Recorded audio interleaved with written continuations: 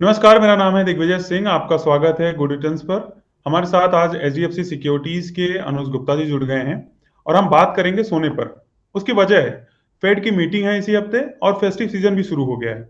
ऐसे में सवाल है कि मीडियम और लॉन्ग टर्म के लिए, शॉर्ट टर्म के लिए क्या नजरिया है और निवेशक क्या करें, ट्रेडर क्या करें इसके लिए। गोल्ड में किस तरह से निवेश को बढ़ाया जाए, क्या स्ट्रेटजी अपनाई जाए कि मुनाफा ज्यादा हो। तो अनुज सर, सबसे पहले आपका स्वागत है हमारे इस खास वीडियो में। पहले तो ये बताइए सर, फेड की मीटिंग है, आपकी क्या उम्मीदें हैं और बुलियन बुलियन मार्केट में किस तरह का एक्शन देख उम्मीद कर रहे हैं आप, क्योंकि ग्लोबल दिग्विजय मार्केट में तो रिकॉर्ड हाई पे ट्रेड कर रहा है अभी। दिग्विजय देखिए, अगर आप इसको 2024 के स्टार्टिंग से देखेंगे तो हम स्टार्टिंग से ही पॉजिटिविटी देख रहे हैं मार्केट में। पूरा साल हुआ करीबन, अगर आप ईयर ऑन ईयर रिटर्न की बात करेंगे तो इंटरनेशनल मार्केट में गोल्ड करीबन 25% इंक्रीज हुआ है। जबकि डोमेस्टिक मार्केट में 15-16% है, क्योंकि कस्टम ड्यूटी जो 9% कटी थी उसकी वजह से डोमेस्टिक जी। मार्केट थोड़ा उतना नहीं बढ़ा जितना इंटरनेशनल मार्केट बढ़ा। बट हाँ, अगर आप देखेंगे तो एक पॉजिटिव साइड में इंक्रीज हुआ है। वहीं अगर आप सिल्वर की बात करेंगे तो इंटरनेशनल मार्केट में सिल्वर ने भी काफी अच्छे रिटर्न्स दिए, करीबन 25-26% सिल्वर भी इंक्रीज हुआ है। तो ओवरऑल अगर आप देखेंगे तो 2024 से एक पॉजिटिविटी बनी थी। और ये पॉजिटिविटी जो बनी थी ये केवल एक ही कारण से बनी थी कि इंटरेस्ट रेट कट होने स्टार्ट होंगे। हालांकि जनवरी से लेकर अभी तक कोई कटौती नहीं हुई। बट हाँ, इस बार लग रहा है कि सितंबर में, क्योंकि जो उनका मेन टारगेट था इन्फ्लेशन को कंट्रोल करना, 2% के आसपास इन्फ्लेशन, बेरोजगारी को कंट्रोल करना, तो ये जो जो डेटा है ये अब यूएस के थोड़े कंट्रोल में आते हुए दिखाई दिए हैं। और इस बार जो प्रोबेबिलिटी लग रही है कि जो इंटरेस्ट रेट है वो आपका इस बार 0.25 या 0.50 पॉइंट इस बार कट हो सकता है, और जिसकी प्रोबेबिलिटी करीबन मोर देन 80% हो गई है। तो लग रहा है कि इस बार जो इंटरेस्ट रेट है वो कट हो सकते हैं, और उसके चलते जो हम एक रैली देख रहे थे वो यहाँ पर भी आगे कंटिन्यू हो सकती है। तो हालांकि कितनी अगर कितनी आप बड़ी, मतलब अगर मैं देखूं, अगर इंटरनेशनल मार्केट में, अगर ग्लोबल मार्केट में देखें तो रिकॉर्ड रिकॉर्ड हाई पे ट्रेड कर रहा है गोल्ड कॉमेक्स पे। जी अगर जी हम एमसीएक्स के अपने यहाँ घरेलू बाजारों के लिहाज से बात करें तो कितनी बड़ी तेजी देखने को मिल सकती है। अभी अभी इस 17-18 को मीटिंग है और 18 को आ जाएगा, तो 19 को हम कितनी बड़ी तेजी देख सकते हैं। देखिए, ऑलरेडी अगर आप देखेंगे तो करंटली जो प्राइसेस हैं वो लाइफ टाइम हाई पे ट्रेड कर रहे हैं। करीबन अगर आप स्पॉट की बात करेंगे तो 2590 के आसपास प्राइस चल रहे हैं, और इंटरनेशनली करीबन 2610 के आसपास भाव चल रहे हैं। तो हम्म। एक पॉजिटिव है। सिल्वर भी आप देखेंगे तो $31 के ऊपर चल रही है। हम काफी टाइम से ये भी टारगेट करते आ रहे हैं कि हो सकता है कि आपको चांदी 1 लाख के लेवल पर आती हुई दिखाई दे। हालांकि लास्ट टाइम 96 से ही वापस घूम गई थी। बट हाँ, हमें लगता है कि इस बार 1 लाख के आसपास आ सकते हैं। बट हमारा जो हम एक्सपेक्ट कर रहे हैं कि गोल्ड का प्राइस ईयर एंड तक आपको 75,000 से लेकर 78,000 के आसपास तक आ सकता है। सिल्वर 95,000 से लेकर 1 लाख हो सकती है। रिसेंटली बैंक ऑफ अमेरिका ने भी टारगेट दिया कि करीबन $3,000 गोल्ड का प्राइस हो सकता है। हम बड़ा मान के चल रहे हैं कि $2,700 के आसपास के लेवल जो है वो गोल्ड में आपको ईयर एंड तक या दीपावली तक आ सकते हैं। तो तो ओवरऑल जो हाँ, तो ओवरऑल जी आप देख रहे हैं कि बुलियन मार्केट में जारी रहेगा। तो अभी यस मैं फेस्टिव सीजन का अगर मैं लिहाज से बात करूं कि फेस्टिव सीजन अभी शुरू हो गया है। अब इसमें डिमांड कितना, इसमें कंसर्न होगा, क्योंकि थोड़ा सा मुझे लग रहा है कि गोल्ड जो ज्वेलरी डिमांड है वो प्राइस बढ़ने के चलते थोड़ा कंसर्न उसका है कि यस अगर हाई प्राइस रहेगा तो डिमांड पर कोई इम्पैक्ट पड़ेगा क्या। ऐसा है, मेरा मानना सही है या थोड़ा सा देखिए, चेंज है। बिल्कुल अगर आप बिल्कुल आपने ठीक कहा कि प्राइस बढ़ने की वजह से ज्वेलरी की डिमांड कम होती है, क्योंकि ज्वेलरी हम्म। एक ऐसा प्रोडक्ट है जिसमें डिजाइन बहुत जल्दी चेंज होते हैं। तो हमने देखा, अगर आप डेटा भी देखेंगे तो पिछले एक साल में ज्वेलरी की डिमांड कम हुई है। बट उसके बनस्पत अगर आप कंपेयर करते हैं तो गोल्ड बार, गोल्ड कॉइन या रॉ गोल्ड में लोगों ने काफी इंटरेस्ट दिखाया है। तो अभी हम्म। जो ट्रेंड चल रहा है वो या तो गोल्ड ईटीएफ में चल रहा है, जहां पर प्राइस टू प्राइस आपको मिलता है, हाँ या हाँ। फिर गोल्ड जी बार या जी। गोल्ड कॉइन्स में। ज्वेलरी में जी। डिमांड अभी हमें लगता है कि थोड़ी कम रहेगी, क्योंकि प्राइस हम्म। काफी हाई है, और डिजाइन्स का जो हम देख रहे हैं वर्सेटिलिटी, उसकी वजह से भी फिलहाल अभी ज्वेलरी में थोड़ी डिमांड कम लग रही है देखने को।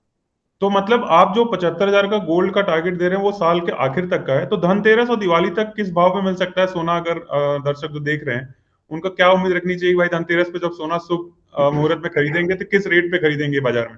देखिए, जनरली हम दीपावली को ही ईयर एंड मानते हैं कि हाँ दीपावली, हाँ। क्योंकि दिवाली पर आपका नई बुक स्टार्ट हो जाती है। अगर हम हिंदू कैलेंडर से बात करें, नया हम्म। संवत लग जाता है। तो मुझे लगता है कि दिवाली तक आपको 75,000 तक के लेवल देखने को मिल सकते हैं। ईयर एंड में अगर आप देखेंगे तो दिसंबर में कोई एक्टिविटी होती नहीं है खास, खाली एक हम्म। क्रिसमस होता है जो कि इंटरनेशनल लेवल पर है।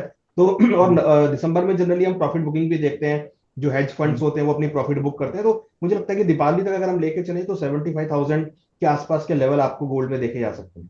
आप अभी शॉर्ट टर्म के लिए गोल्ड पर और सिल्वर पर क्या टारगेट दे रहे हैं? मतलब अगर मीडियम और शॉर्ट टर्म के लिए देखें, लॉन्ग टर्म के लिए तो आप दे दिए कि भाई ईयर एंड तक 75 हम गोल्ड के लिए ले लें और लाख हम चांदी के लिए ले लें। तो अभी हम मीडियम और शॉर्ट टर्म के लिए अगर टारगेट देखें हम इस हफ्ते या इस महीने के लिए, तो क्या देंगे आप टारगेट? देखिए, हमें लगता है कि इस हफ्ते की अगर आप बात करते हैं तो गोल्ड में हमें लगता है कि एक ट्रेंड पॉजिटिव रहेगा। और हम्म। ऊपर में हमें लगता है कि 74,500 तक के लेवल आपको गोल्ड में देखने को मिल सकते हैं। क्योंकि और इंटरनेशनल वाइज अगर आप, क्योंकि कल जो है मीटिंग स्टार्ट हो जाएगी और मीटिंग आपकी परसों खत्म होगी, तो थोड़ा सा मार्केट जी। वॉलेटाइल रहेगा। बट आप कहीं ना हम्म। कहीं हमें हमारा ये मानना है कि 74,500 तक के लेवल मींस, अगर आप इंटरनेशनल मार्केट में लेवल्स की बात करेंगे तो करीबन 2620 2630 डॉलर तक के लेवल आपको गोल्ड में देखने को मिल सकते हैं। तो हमें लगता है कि इस हफ्ते 1,000 से 1,500 पॉइंट की तेजी और गोल्ड में देखने को मिल सकती है। तो ट्रेडर्स को बुल वाली जो स्ट्रेटजी है, तो तेजी वाली स्ट्रेटजी है, वही अपना के चलनी चाहिए।